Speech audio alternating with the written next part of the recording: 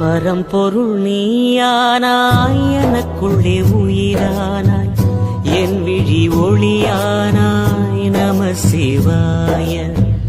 ஒவ்வொரு தினமும் நான் ஒவ்வொரு கணமும் நான் உனை பாடி மகிழ்வேன் நான் நம சிவாய.